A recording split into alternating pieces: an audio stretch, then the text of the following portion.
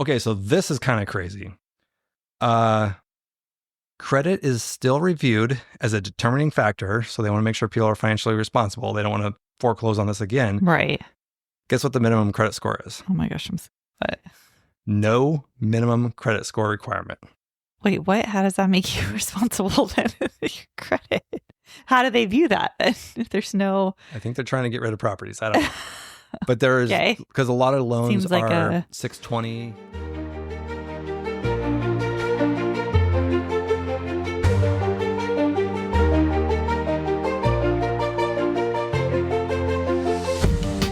Welcome back to The Broke Billionaires, where we document our daily struggles in building wealth while raising a young family. Join us as we talk creative wealth building for everyday people and couples that are struggling in a down economy. I'm Lauren. And I'm Joshua Masari, and we'll be your host.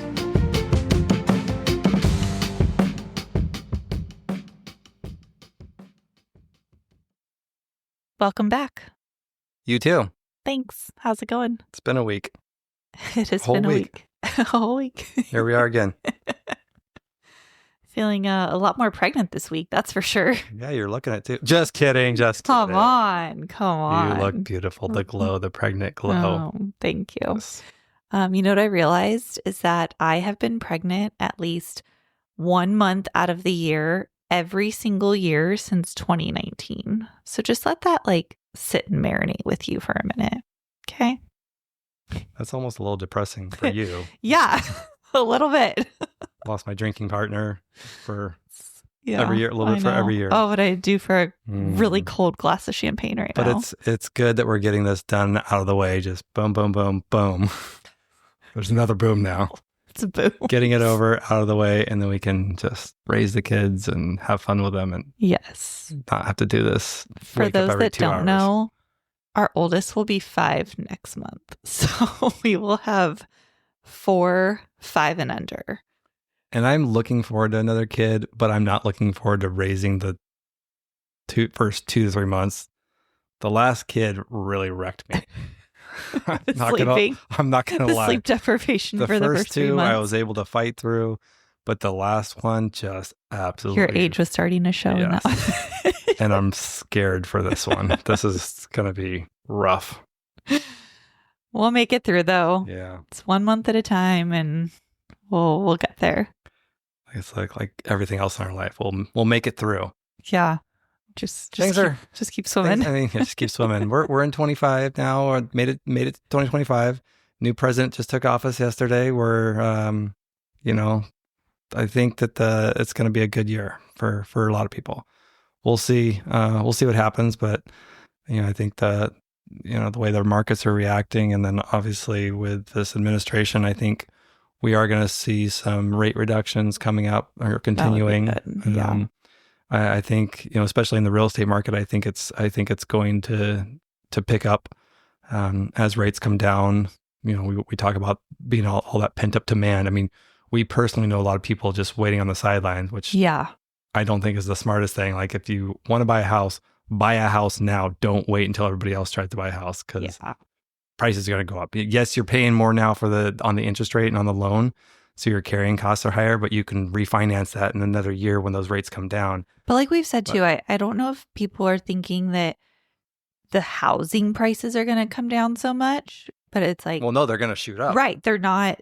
The housing prices are not going to go. We're never going to see it. Yeah, you're never going to be able to buy a house here in $300,000 again. People are waiting on the interest rates to lower because your payment's higher. So if you can afford to get into a house now, do it. I highly, highly think that that's the route to go, and that's what we're trying to do, is get as much as we can now, because we know once everybody that's waiting on the sidelines pushes back into the market, those rates come down another point and a half, like all these masses of people are going to get back into it. And maybe not investors so much. I think investors are still active, but all the people that are looking for their first home or just looking to move from the house that they're in, they've just been waiting for interest rates to be able to get a lower payment.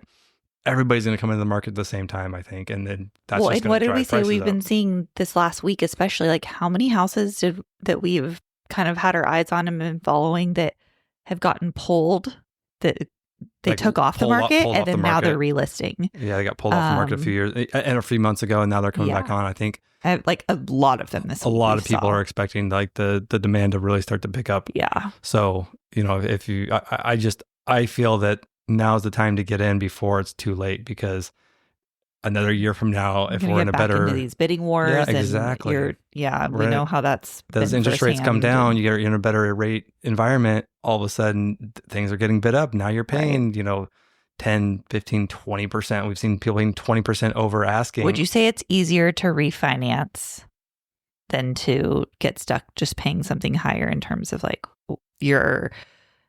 what you actually buy the house for? Well, refinancing is a lot easier than buying a house. Especially if you're just doing a rate and term, if you're not pulling money out, you're doing a rate and term, it's a lot easier. Especially if you're refinancing into a lower rate, it's going to be even easier to get approved. Yeah. Now, obviously, things change, and your financial situation may change, so your DTI could be different. So there's different reasons people may or may not be able to do that. But your refinance is always going to be easier than your initial purchase. Right. So even though you have that higher carrying cost now, worth it than to pay more for the house. If you believe those rates are going to come down like we do, and a lot of other people, like, that's just going to push more demand in, and that's going to drive prices up. Yeah. And it's going to become a bidding war again for all that stuff on the retail and even on the investor or wholesale side. So I think too, like mentally, the getting bid up and the playing that game, that's hard. Well, you see people paying, 15%, 20% over what the house is appraising for. They're having to come up with that much more cash because they have to come to the table with that cash to pay, because the bank's not going to loan more than what the house is worth. So you can still buy it, but you're just paying more cash. So, or just that continual like letdown of like, oh, another house we didn't get. Like that's what we were going through before. Some of these houses have 30, 40 people bidding on them, and it's like only one person's going to get the house. Yeah, it's so stressful. So I definitely think, like, if you're tiptoeing into the market or you're on the edge of what do you do it now or not, like, do it before it's too late, because you can always refinance. I mean, obviously don't get yourself in trouble. You got to be able to carry the loan for the time being. But, if it's something that you can make happen, you're going to end up paying for it on the purchase price. And I get the idea of like, oh, well, let's lock in the rate or lock in the price versus lock in the rate. A couple of years ago, people were paying over because they wanted to lock in the low rate. But right now you have an opportunity to get a lower price on a house because they're not getting bid up over. It's a buyer's market right now. And if you can lock in that lower purchase price, even though you have that higher rate, that if the rates are coming down, you can always refinance. Once you have that property, once you acquire the property, you own it, you've locked in that purchase price. Then in another year or so, refinance, get that lower rate. Now you get the best of both worlds. Yeah. So you got to be strategic about it for sure. Yeah, I agree with you. So, let's see. Anything else going on this week? No, I mean, updates on it. I think we might have mentioned it on the last episode, but we got an extension on the current project we're working on. So that was a huge relief, just trying to get that figured out. I mean, some of these lenders on the business side, if you're fix and flips and construction, hard money loans, private loans, just all that stuff can be really expensive. Yeah. Trying to get this one was a little bit of a tricky situation because we do have a seller finance on the first position, and it's a balloon. And so it made it a little trickier to find funding for the construction loan. And even though we were cross collateralizing, it just made it a tricky loan, and not a lot of lenders were willing to loan on it because it didn't fit in their box. Yeah. So we had to find the right lender. Originally the lender that originally funded it got the property all renovated. We're not quite done, but we're pretty close, and we'll be putting it on the market really soon here. But that lender actually called for rent, not for sale. Yeah, we're not going to be selling it. I was talking to I've been working on this for like 6 months trying to find lenders. And just dead end after dead end after dead end. It's been finally found someone that was willing to do it, but the costs on it were crazy. And so we were trying to just refinance the construction loan, not the construction and the actual first position. The reason is because we have a 5-year loan or a 5-year balloon on the first position, which is at a pretty reasonable interest rate. It's still a low interest rate today, but it has a 2-year prepayment penalty, which comes out to like $35,000. So our goal is to refinance it between that 3 and 4-year mark or 2 and 4 year mark. But most lenders want to refinance everything. Mm-hmm. And this, you got to pay that prepaid penalty. So what I was finding, lenders that were willing to basically bridge this construction loan that we had, we were going to have to pull more money. Like they wanted to pull more money out basically in fees. I mean, part of it was getting brokered out because it was so hard to find the money. So I found someone that took a look at it. They couldn't do it, but they found somebody that could. Yeah. So we were getting hit twice on these broker fees, and it was just, 4 points here, 4 points here, plus the origination of the Adds loan. up really fast. It was like over $30,000 in fees just to get the money, just to carry us another 12 months. And it just didn't make sense. Yeah. And it was a high interest rate. It's a bad loan. I mean, we didn't have a lot of options. It was a bad loan situation. But that's just all that was available for this type of loan. But it didn't make sense. The other option was to refinance everything into a DSCR with the first and the second and pay the prepaid penalty, which at that point it was almost making sense to do that because the cost was almost the same. Fortunately, the lender that originally lent on the construction called and said, "Hey, you got, this is coming up in 2 weeks, and you've got 2 options. You can pay it off, or we can extend it for another year and charge you 1 point." I was like, done. Yeah, let me think about it. And I called the next day and I was like, yeah, let's just do this. This is going to be our best option. So that might have been the easiest loan we've ever done. Easy. I just sent an extension document, signed it. That's it. Boom, done. So no appraisal, nothing. So what we're going to do is we're going to, finish this up, get this rented, rent it for the rest of the year. And then we'll have a track record of rentals. So we'll actually be able to get a better loan because it does have a track record in rental history. And then we'll be able to refinance the first and the second into a DSCR 30-year loan. And that will be after the prepaid penalty, which is in October. So that'll carry us to October. We'll have a couple months to be able to figure out the loan at that point. But and hopefully rates will be a little lower by the end of the year too. So we can save another point or two on the rate. Maybe not 2, but if we can get a little lower rate, that just makes the carrying costs a little sweeter. That would be ideal. That's for sure.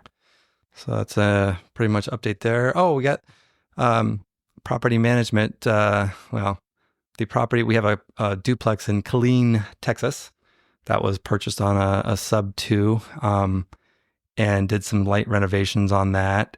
And it was sitting vacant. Just, again, tough time of the year to fill properties. Maybe not in Southern California so much, but some of these other areas, colder, wetter areas, or just smaller, markets.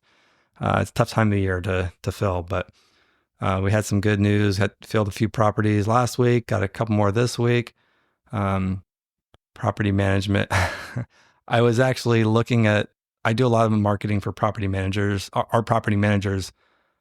I have a love-hate relationship with property managers. So I think obviously out of state you got to have one, and you got to have a good one. And I tend to go with the ones that are better at managing the property once there's tenants in it. But they're not always the best at marketing it and filling it. And I don't really think it's their, I don't want to not say their fault, but I don't really think it's that property management's not doing their job or not trying. They've got 200 properties they're managing and they got to fill all of them. So I think it's that they're not as... There's no priority there's no priorities, no urgency. Precedence. So they don't care about filling our unit as much as we care about filling our unit. Right. So there are better ones than others. This particular one may not be the best.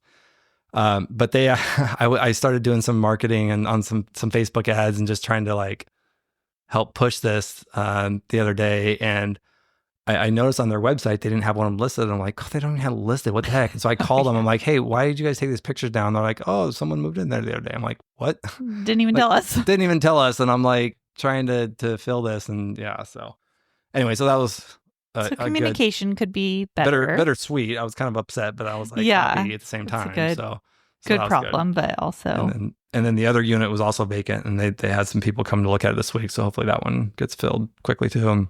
Yeah. Had some more movement on the apartment buildings, more applications coming in. So I think people are starting to get their tax refunds back. I think a lot of people move around that time too. Yeah. Because they've got cash to move for their deposit. And I think a lot of the leases are up around this time because that's probably when they moved originally to get into their apartment or wherever they're coming from. Yeah, that's So true. we've seen an uptick in that in these out of state properties. Again, not so much in our area. It's pretty much year round here, but in some of these colder climates, it's definitely a little tougher. But I think coming into mid January, you start getting tax returns, and then weather starts to get a little nicer, and then into the spring. So Yeah. hopefully we can get everything filled up pretty quickly and not have to worry about. We had a lot of Nice. vacancies this year. We did. It was a very long winter. Yeah. Well, it's Yes. just starting. We're still in winter, but It was long. yeah. Just a quick disclaimer. The information shared on this podcast is for informational purposes only and should not be considered as financial, tax, or legal advice. Always consult with a qualified professional before making any financial decisions. Your individual circumstances may differ and require specific strategies not discussed here. Now, let's get back to the show. Well, tonight we're going to talk more in depth on some of the unique kind of types of loans, the things that most people haven't heard of, and some tips and tricks and ways to save money on repairs and renovations, and just kind of like a hodgepodge of stuff tonight. Yeah, so we've lots of talked about topics. different loan, creative finance and different loans and things that you can do, but we're going to dive into some more of the not so familiar programs that people may not know exist. Everybody knows the FHA and DSCR and some of these other loan Yeah. products out there. HELOCs and things like that to be able to fund your construction or roll over into the next property. But we're going to go into some of those lesser known ones that can be more of a specific situation, but can be really, really beneficial if you can take advantage of these. And this will be both for buying primary residences and investment properties. So we'll kind of have some good stuff to go over here. So let's start with family opportunity mortgage. Explain that to us. This is a good one. This is something that very, very, very few people, I mean, we only know about this because we were looking at doing this for my mom a couple of years ago, and it didn't end up working out. That was 2 years ago was a bad time to buy. It was a seller's market, and things were we actually tried with, our brothers got together. We were trying to figure this out. And every property we're looking at was just getting bid up, or it was just way overpriced, and people were paying money for it. So we're like, this is crazy. It doesn't make sense. So what the family opportunity mortgage is, this is an opportunity for your family, but it is a government. It's a government backed loan. So it's like a Fannie Mae loan. Basically, this allows you to, let's say you have an elderly mother that's by herself and doesn't have work. Maybe she's just living on Social Security and isn't bringing in that much. So like her income's, $800 or $1,200, whatever it may be. Yeah. Probably not going to be able to get approved for a mortgage on a home by herself. So what this program is designed to do is to help people in that situation. Let's say your mother wants to buy a house, or you want to buy a house in her name or have her buy it, but she doesn't have the income. This allows you to be able to come in on that loan and I don't know what it's called, but you're the family sponsor of the loan or whatever. It's not necessarily a cosigner, but you're still on the loan. They still use your DTI, but it allows you to be able to buy another home as a primary using that person. So basically you can get it with 5% down. So you can get it like a first time home buyer, buy another primary, even though you might already have your own primary. You don't have to live in it because you have your family. And it's not just for elderly. It's designed for elderly and maybe handicapped people or somebody that's not able to get a loan. You have to be able to prove that they can't get the loan on their own. Okay.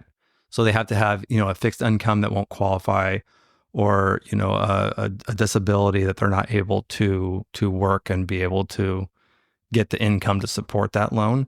So you're basically just coming in as if it was a co-signer on this, but you are actually on title. You are actually on the loan and are buying a primary for your loved one without yourself having to move into it. Okay. So if you are somebody that has an elderly parent that needs somewhere to live and you don't have space in your home, or you don't want to open up your home to that person, but you want them to not, not go to a home. Mm-hmm. Um, a lot of people end up renting and just paying rent for the situation. Yeah. And that goes up every year and you don't control it. But this is a really, really good way to lock in what you're paying, because once you get a 30, and this is a 30-year mortgage fixed Okay. rate. So it's just like an FHA or one of these first time buyer programs that just locks you in a low rate for And 30 so years. that wouldn't affect you then for your primary, say, that you are currently living in, that you go to sell or refinance down the road. Having this loan won't affect that at all. It could. I am Okay. not entirely sure how they view that, because this is not something that we've gone Right. through, but they do use your DTI. So I would think that the loan is probably still in your name. So it's like you're buying a second home, Okay. but instead of buying it as a second home or an investment and having to come up with 10% down on a second home or 20% down on an investment property, you're doing this with 5% down. And obviously, you're not using the home. This other family member is, but that's you're on title. So once, if they're an elderly person and once they pass, then that's another that's going to come back to you, and that's you can sell it at that point or do whatever you need to do with it. But it really can be used in an advantageous way to be able to lock in the cost for that person living wise. So instead of your rent going up every year, you're locking in a 30-year mortgage, and that's never going to go up. And does this have to be specific to like parents, siblings? It's got to be it's got to be a family member. I mean, how far family? A Like, family. I have a lot of cousins. Yeah, I don't know like that. I don't know the nitty-gritty ins and outs, but I know it has to be like they say a family member or loved one, but I think it has to be like actual like family. And you have to be able to prove that, with either disability or elderly and unable to work, you have to be able to prove that they are not able to generate enough income or don't have enough on their fixed income to support a mortgage. Okay. So it's not for everybody, but if you have this family situation, it gives you the opportunity to be able to buy a house without a bunch of money down. Right. So, a lot of people I feel like a lot of people want to do this, but they don't have the 15, 20%, whatever, the higher down payment to be able to buy a second home for their parents or whatever. So it's a way to get into a house with really low down and lock in that mortgage for the remainder of that situation. And could this work for, you might not know this, but say you're buying a house or like a duplex or something in one of those like senior communities. Can that still work even though you're on the loan? Because you're not a senior? Oh, like if you're living on the other side? No. Like if you're buying it for your parent, you don't physically live there, but you're on the loan. Does that matter at all? Do you have to be a senior to buy one of those properties? No. So it's really the person that's living in it. Okay, it doesn't matter who owns I see. it. So it would be the person living it, because they're essentially, they own the property. They're the first one on the deed. Like that's their property. Okay. You're just coming to the table to support the DTI. Got it. Okay. All right. That makes sense. So yeah. So if you have someone in that situation, that can be a really, really good way to just buy a property, get an asset that it's going to appreciate over time. So if someone lives there, if they're 70 years old and they got 20 or 30 years left, or like another 50 years, he's going to live to be 120. She's going on. Yeah. But I mean, you can lock this in, and I mean, it's a 30-year note. So if you've got somebody that's in, the 70 range, it could be paid off or close to paid off, when they do pass. Now you've got a property you can pull money out on to help pay for, funeral expenses, whatever. Yeah, that's a really good point. You could sell it and to pay for those expenses and cash in on the asset portion of it. But it just gives you more options rather than just paying rent every month for however long. Could you continue to own it and rent it out to someone else? That's a great question. I don't see why not, because you are on title. Yeah. You've already bought it and secured it. So I don't think that you have to sell it when that person is no longer living. Okay. But that is, I don't know the ins and outs of it. Okay. That's something we should look into. I wouldn't think that you'd have to, they're not going to force you to sell it. Really, it's just to get into the property.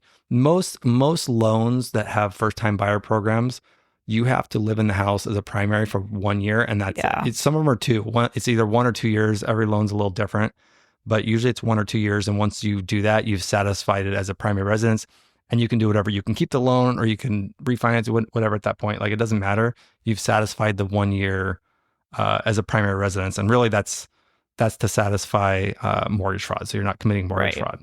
So you can't say you're buying as a primary, you never move into it and start renting it out. That's mortgage fraud. Yeah. So you do have to actually live in it to satisfy that. Okay. Okay, so this is a Fannie Mae, the family mortgage or family opportunity mortgage is a Fannie Mae loan product. Okay. And you get really good rates. So it's going to be the best rates available. It's really it's a very good loan. Okay.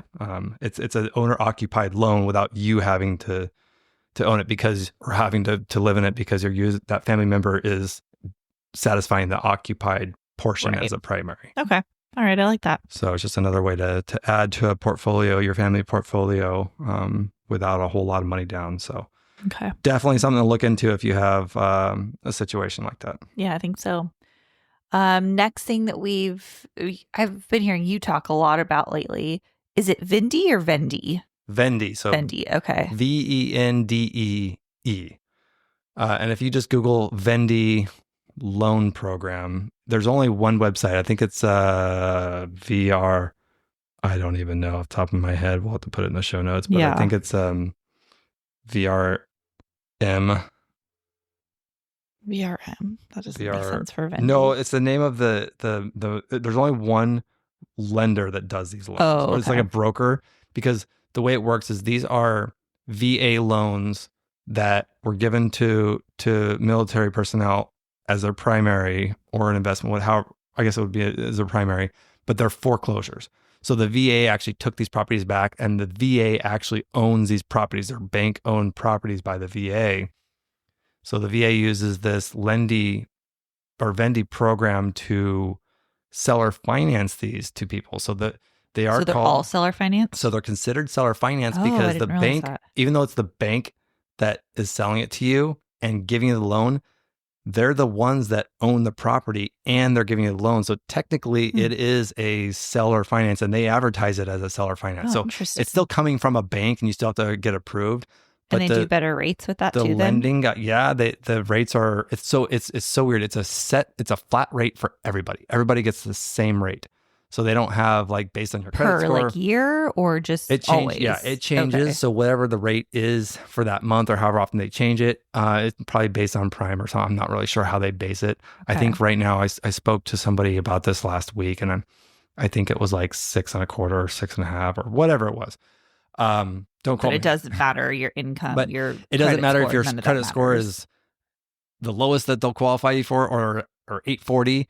Everybody gets the same interest rate. So it's just a flat interest rate. Everybody gets it. It's a seller finance. And so they kind of just, it's very, I would say very lax in terms of qualifications compared to other banks. So, but you have to be either active duty or retired military to be able to qualify. That's the beauty of it, is that that's who originally had the loan with the VA.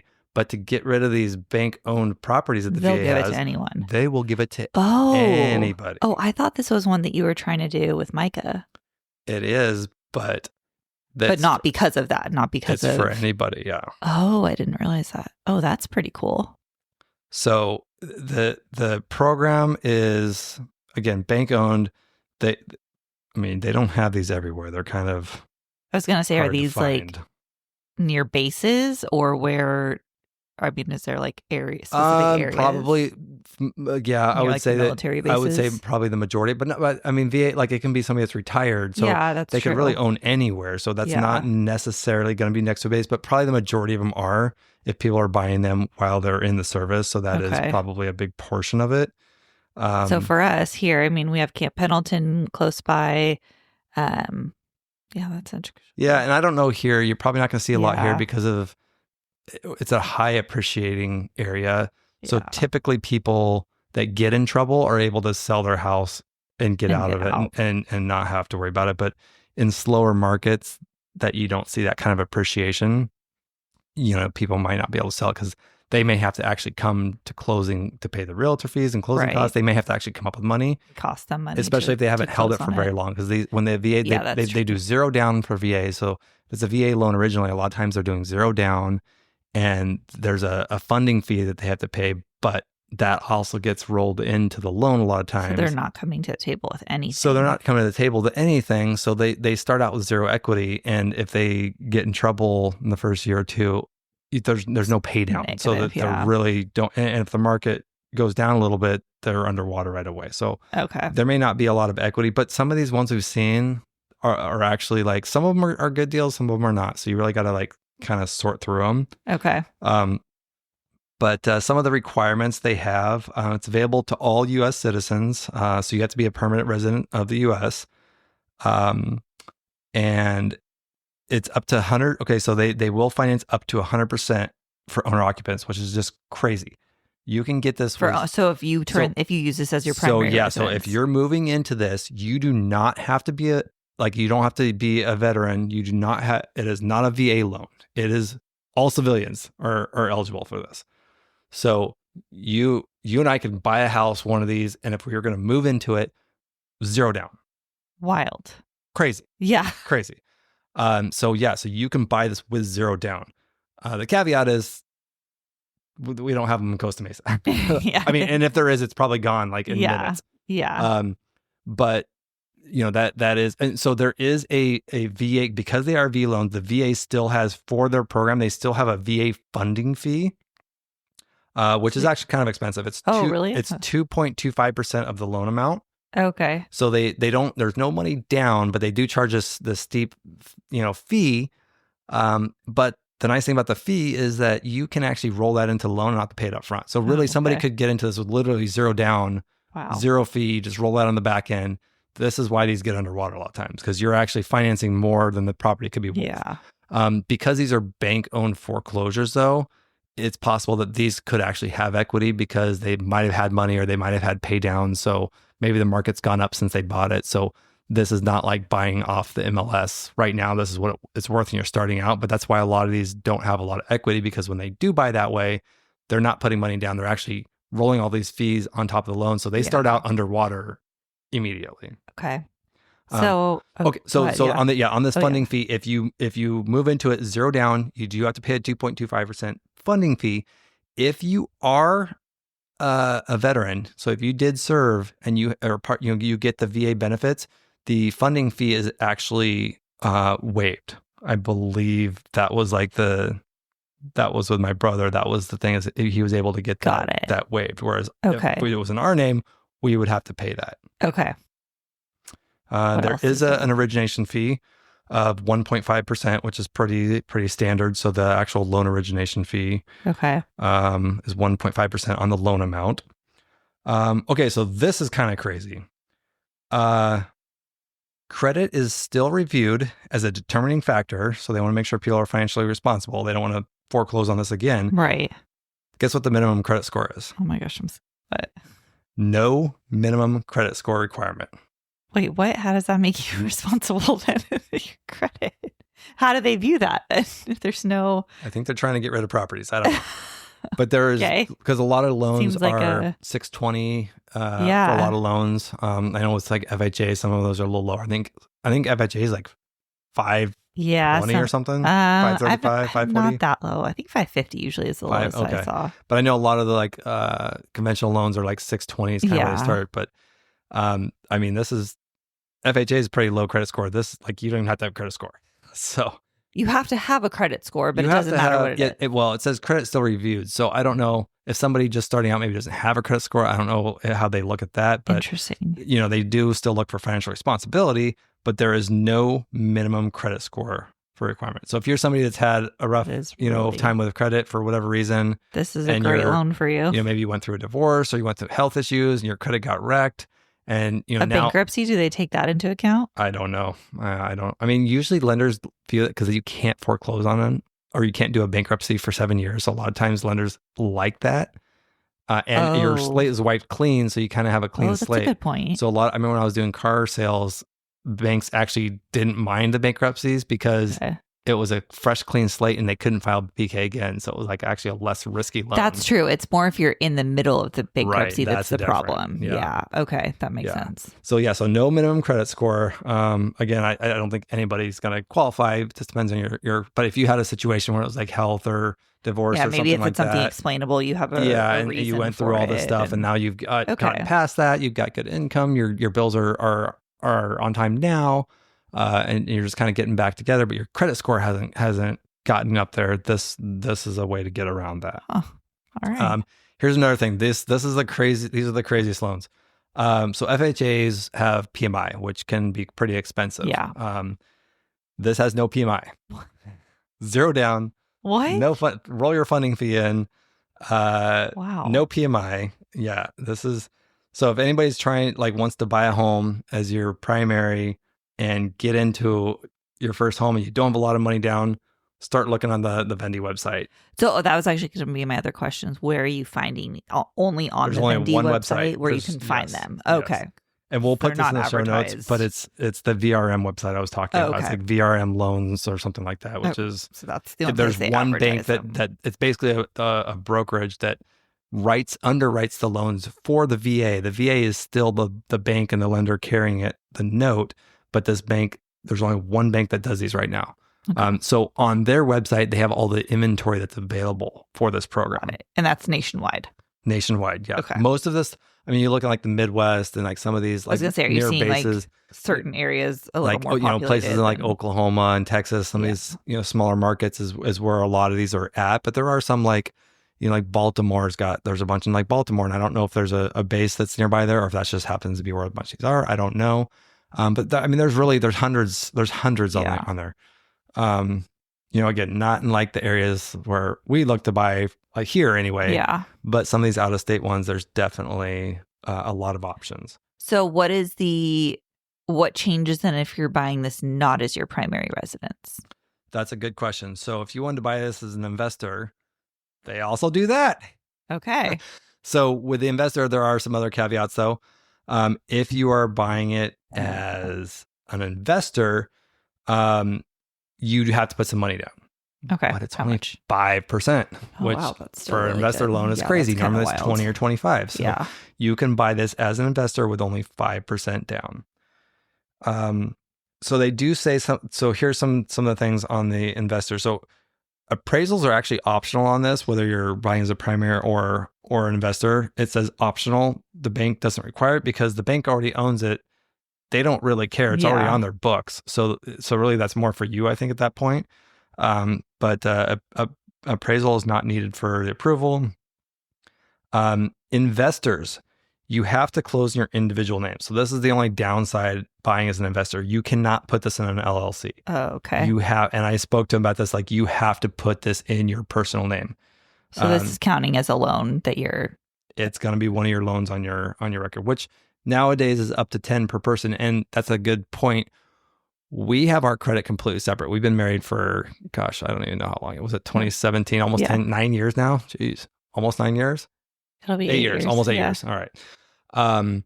Our credit bureaus have not combined.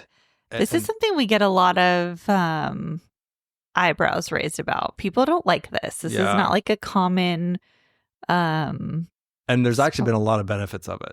There has been. I'm very tied with my businesses because I'm a guarantor and everything. And when the businesses aren't doing good and getting into some trouble, sometimes that can spill over to personal. I've had personal cards get, because a business was late on a payment or there was a situation with the business, whatever. Yeah.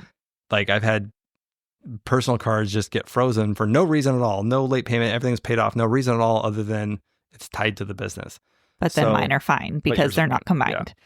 So there's definitely some benefits in terms of that, things do hit the fan and there are situations. I would say especially if you're a business owner, probably more benefits than maybe not. But we've gotten a lot of...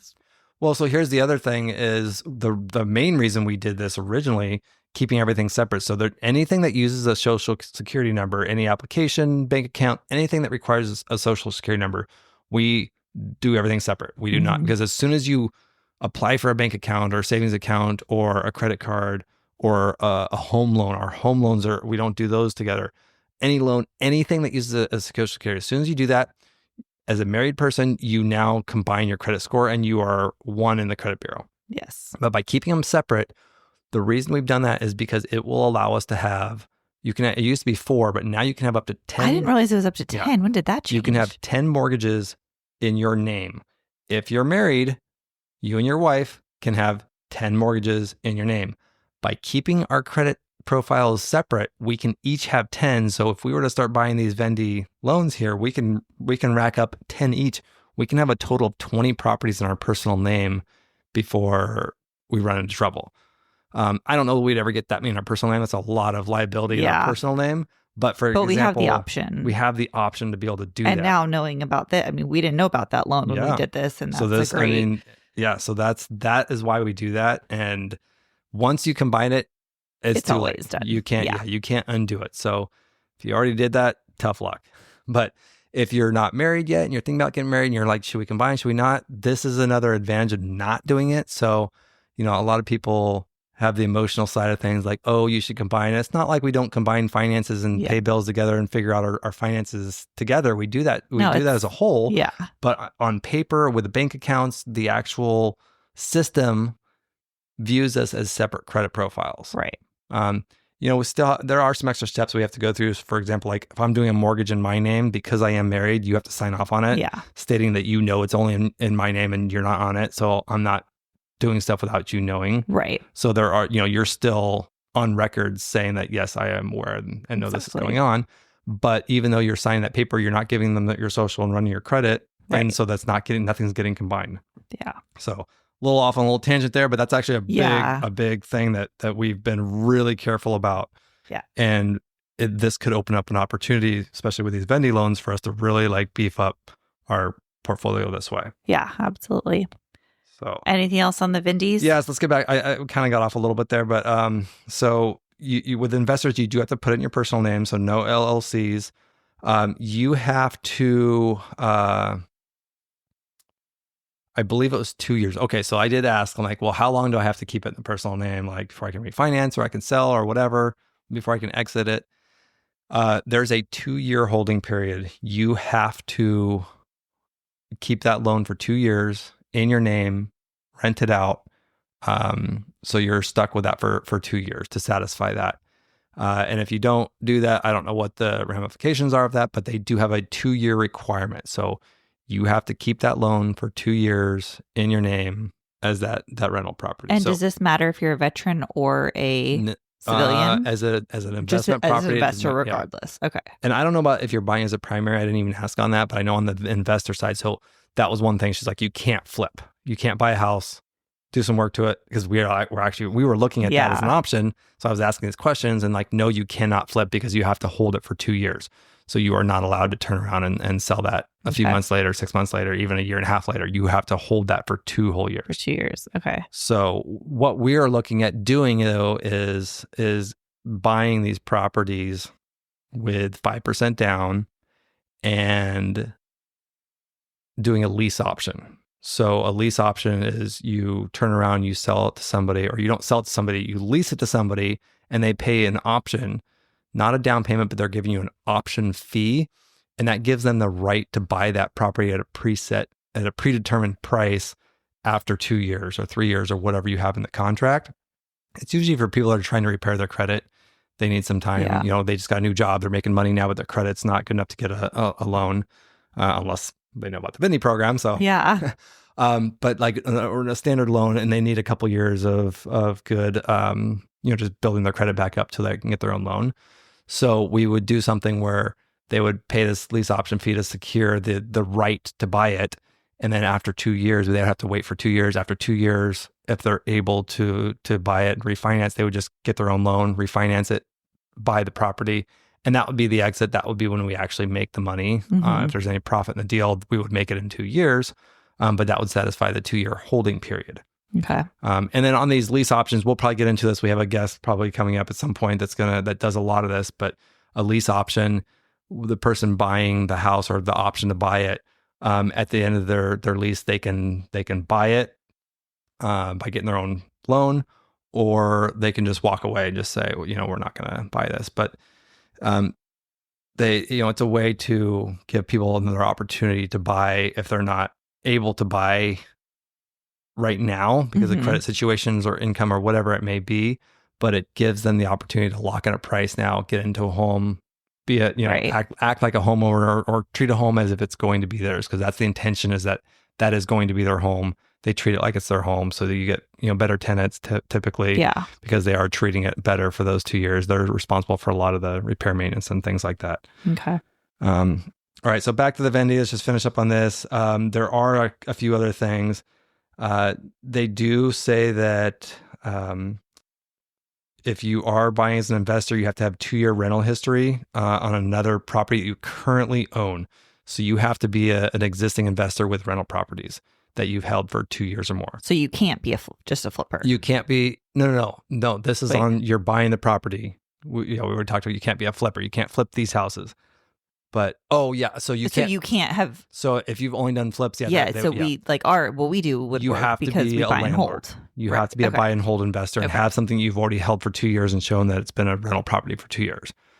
So that is one requirement that they Interesting. do have. Okay. And then you can use up to 75% of the anticipated rent on this to offset your DTI, because you're buying in your personal name. They are using your DTI, your personal DTI, but they will take 75% of this anticipated income from this asset to offset that. Okay. So that kind of helps make that definitely. a little easier. Huh. So that's pretty much it. And then also, one of the things they said, there's no high cost mortgages allowed. So you can't do like a jumbo loan. I don't know what the high cost is, but you're probably not buying $1 million properties through this. I think most of what we saw in there was like 50,000 to like maybe 400,000 was like the highest that we saw in there. So these definitely don't exist here in Orange County. Yeah, even if there was one, that probably wouldn't qualify. So that's probably not something they would have. Okay, so well, now I know why you're so excited about these loans and why I've been talking about them so much. So here's the website. It's vrmlending.com. Yeah, I'll put that in the show notes. Yeah.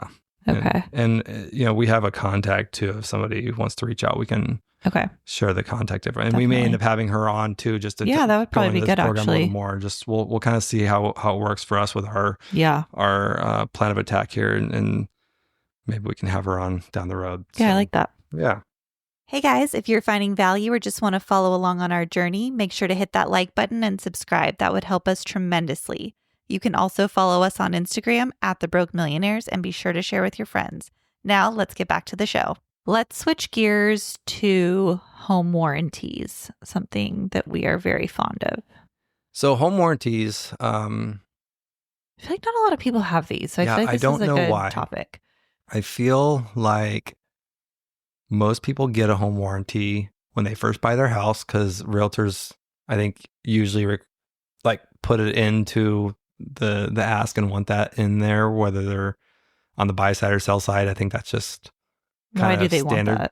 Well, I think it protects the seller just in case there's something that wasn't disclosed. Like they can't come back to the realtor? Yeah, or if something breaks right away, it's like, hey, it's covered. So you got a home warranty. Okay. I think it's kind of just a nice thing to do. And then as a buyer, you want to make sure that there's no major expenses. So a home warranty is, and there's a lot of home warranty companies out there.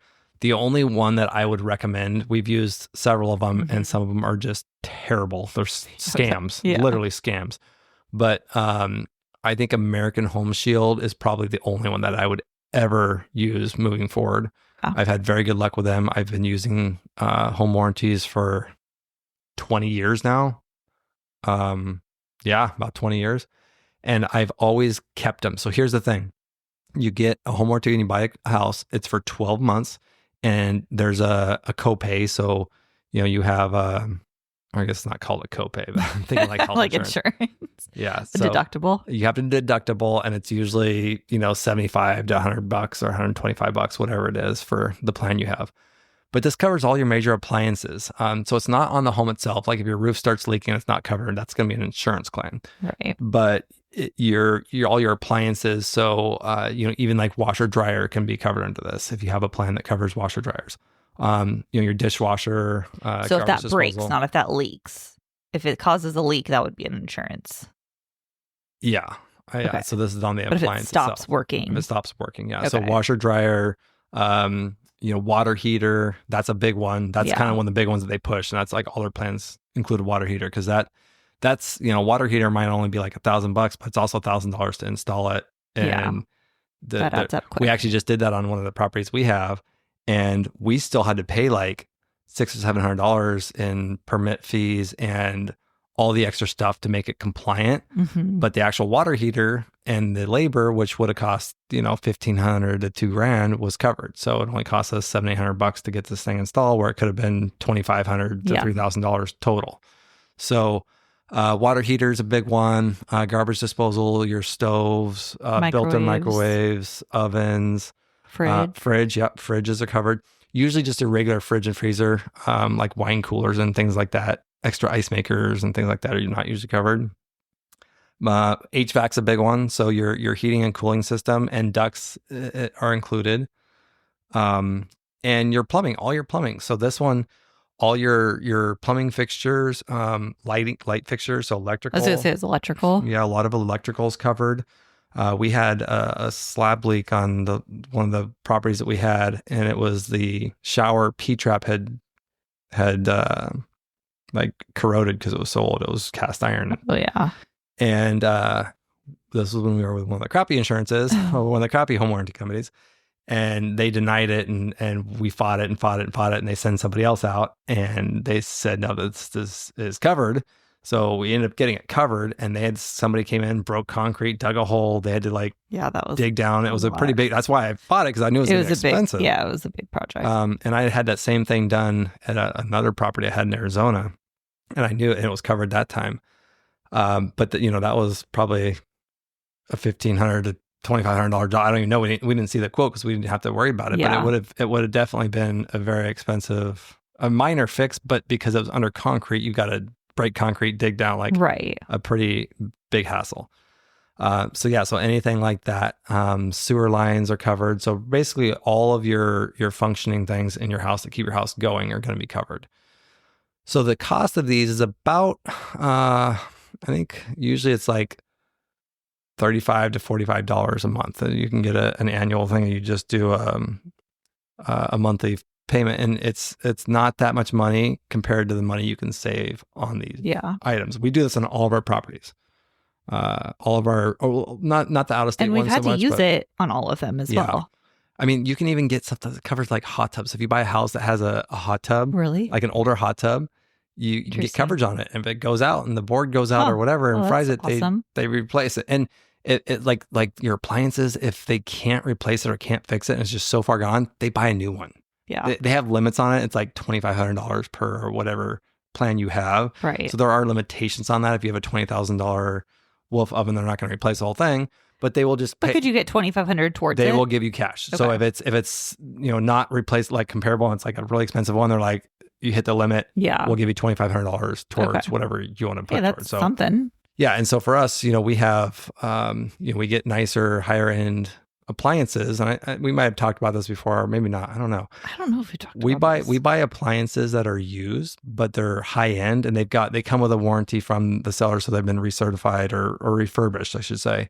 And they come with a warranty, but once that warranty's up, we're on our own. Mm-hmm. And so these warranties, have come into play from time to time. We use the person that sold it to us, the company that sells it, we use their warranty while it's active. But if there are any issues down the road, or we have like that water heater goes out, that HVAC.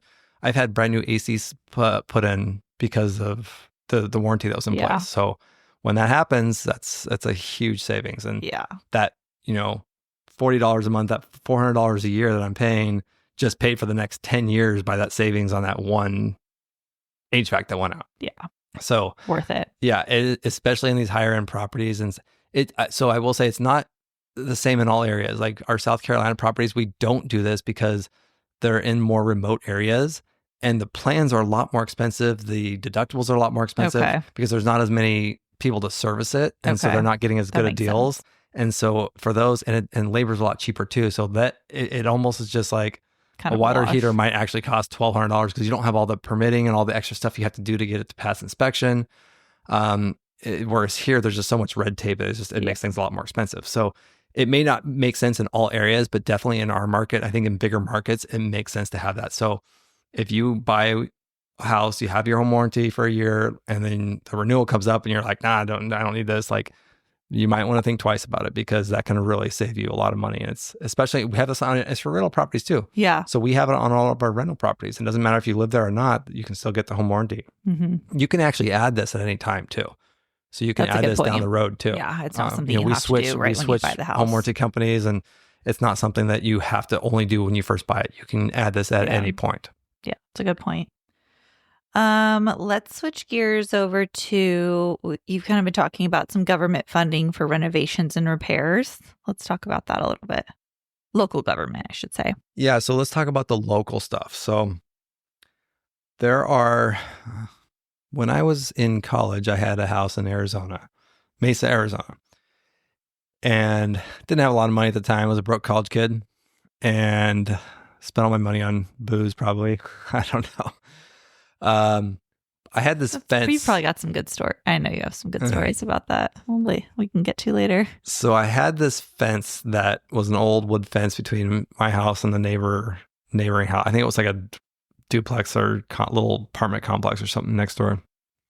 Anyway, the fence was like my fence that were on my property that the previous owners had put up however long ago.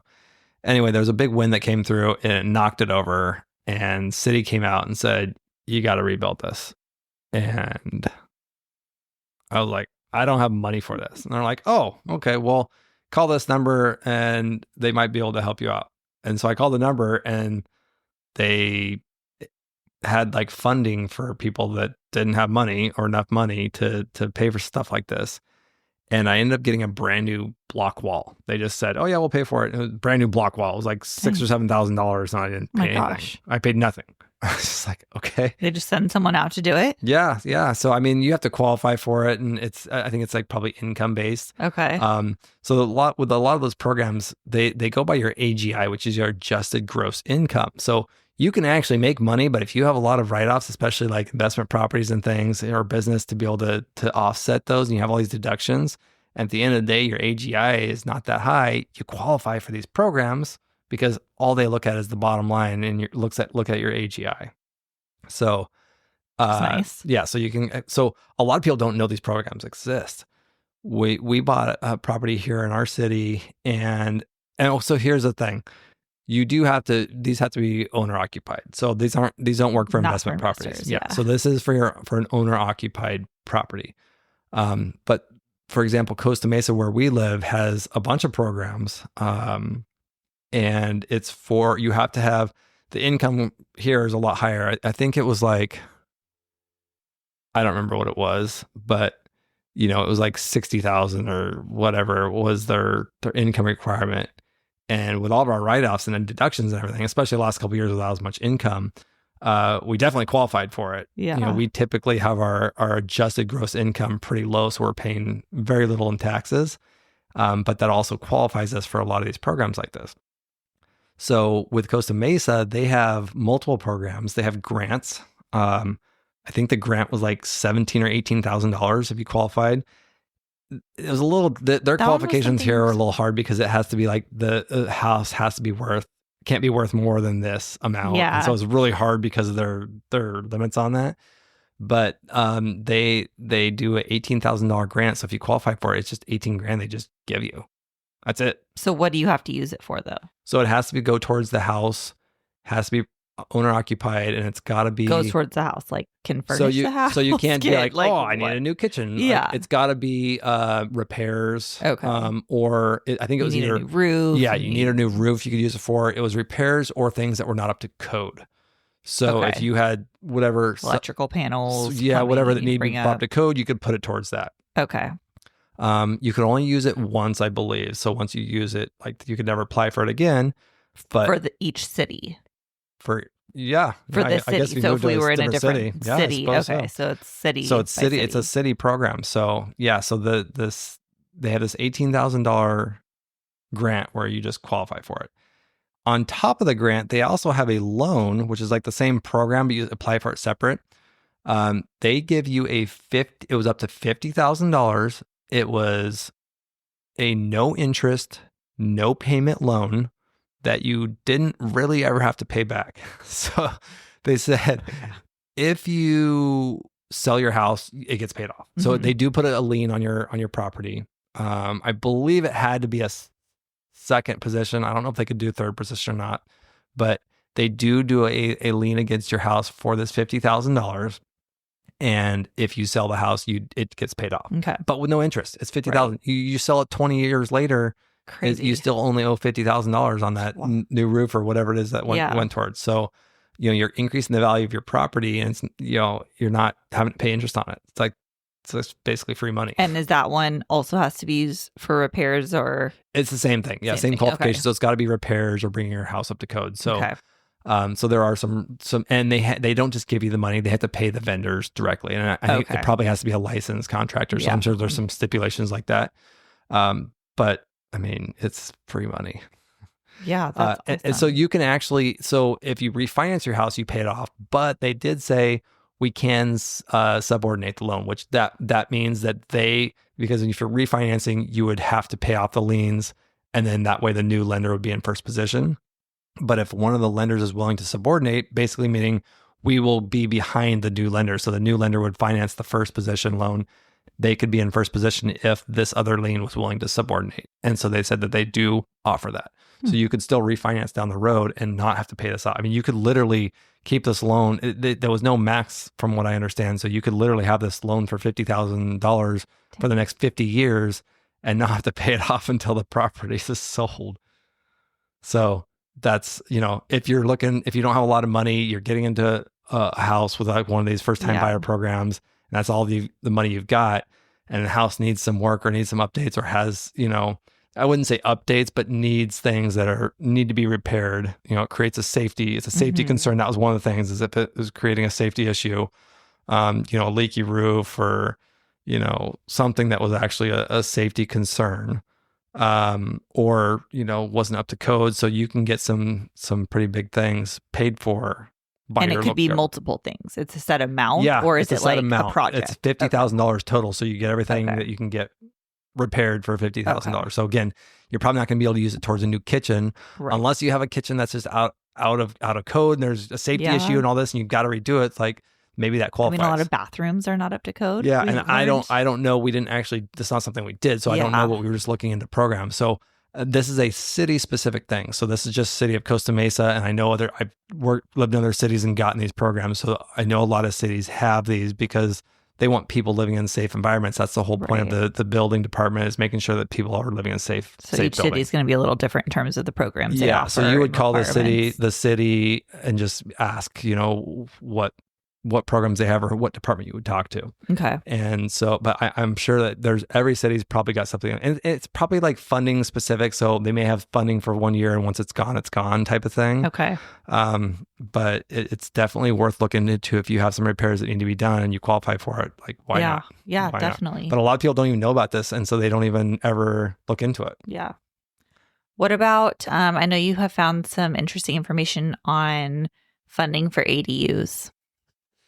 Yeah, so that's ADUs, because we're looking at doing this with one of our properties. We have a property that we think we can get at least 2 ADUs on. This is where he has these ideas, and I think he's crazy. And then I go back and I'm like, okay, that actually, I'm eating my words, because I'm like, that actually worked. I'm still not sure about this one. I would stack 8 ADUs on this property if I could. I don't think that's legal. Definitely not legal. I know we can get 2, one above the garage. There's no. Oh, okay, yeah. So we can get this way, yes. Yeah. So we can get one above the garage, and I think we can get one in the backyard. Yeah, the backyard. But beyond that, I mean, we could. It's a 1-story house, so if we could put a 2-story on it, but I don't think you can have an additional ADU legally.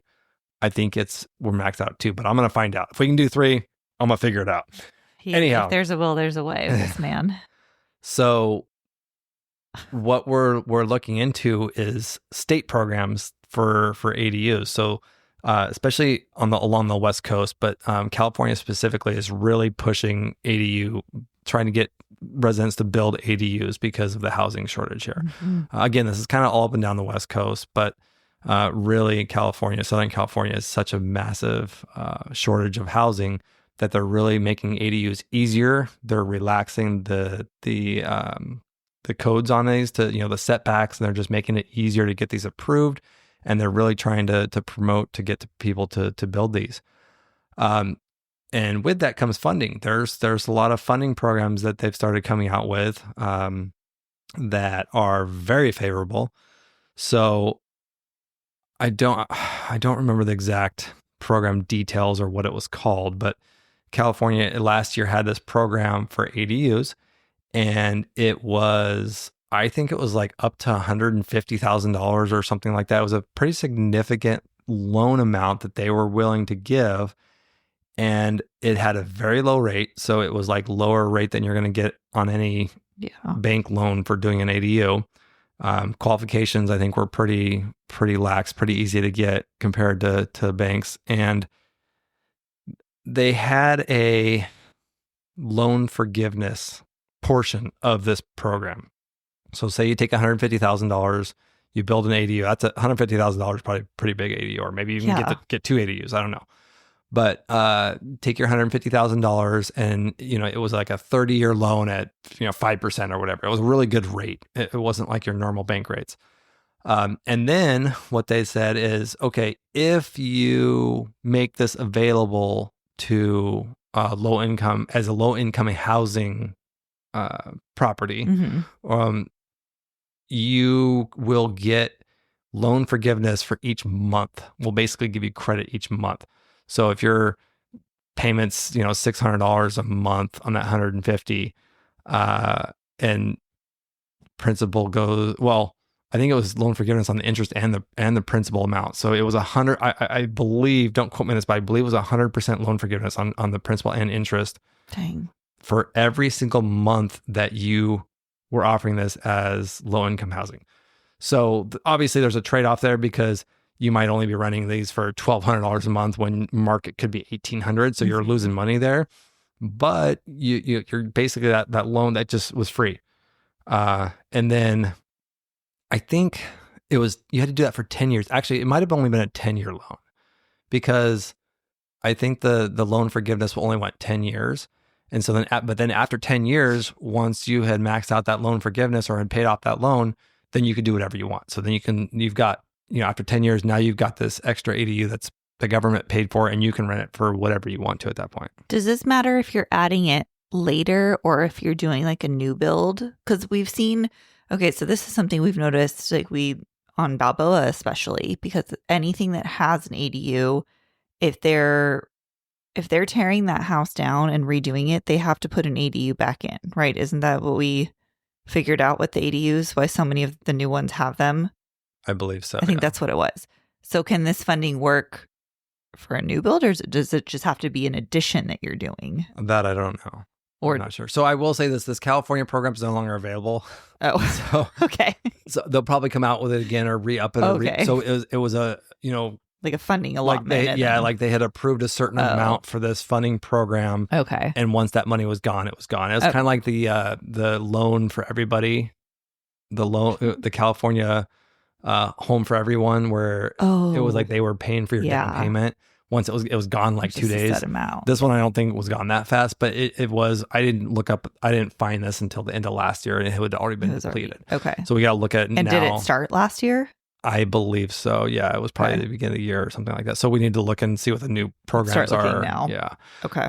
But I'm sure every state's probably, especially if there's a housing shortage, every state's probably doing something like this, or at least in the states that really need it.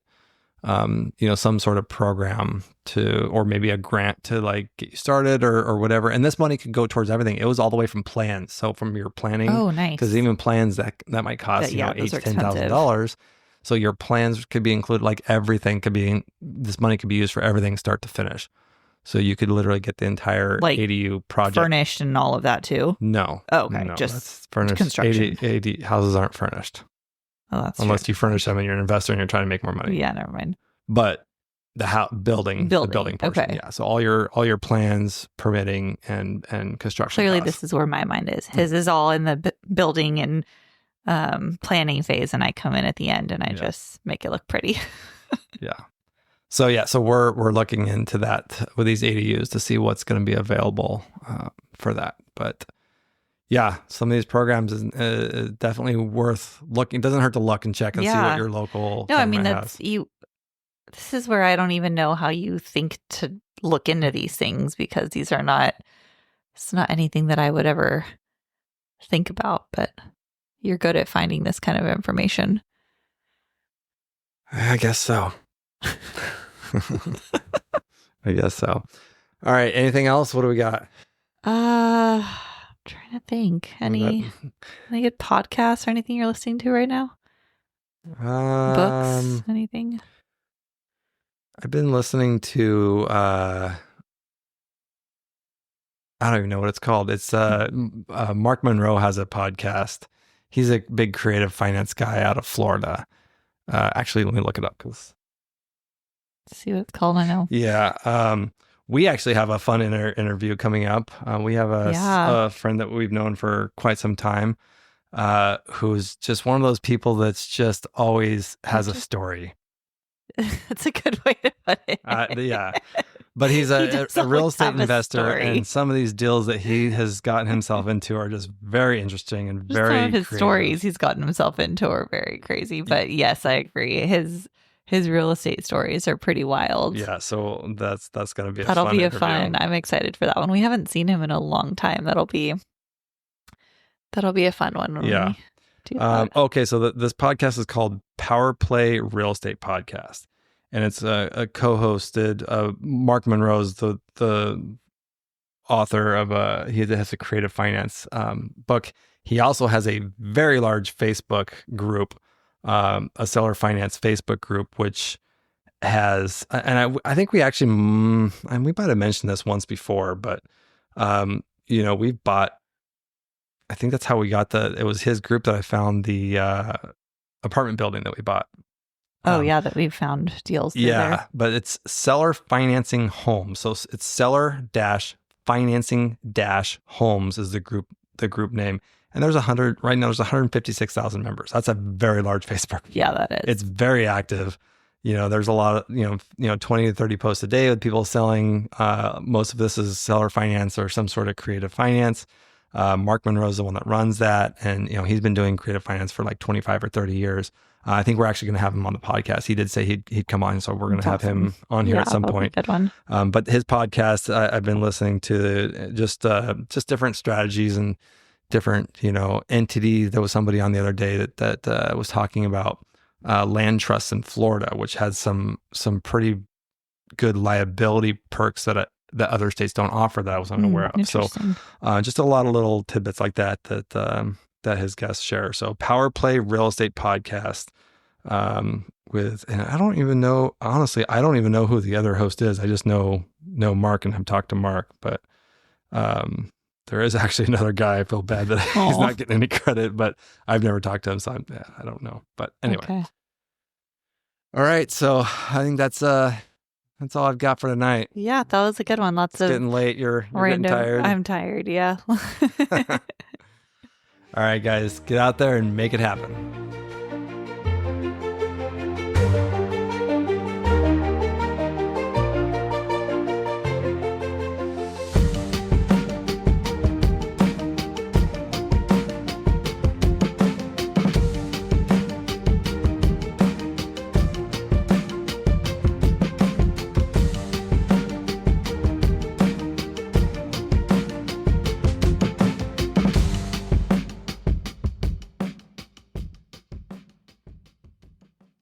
Thanks for listening. This has been a production of Rebuilding the Dream Studios.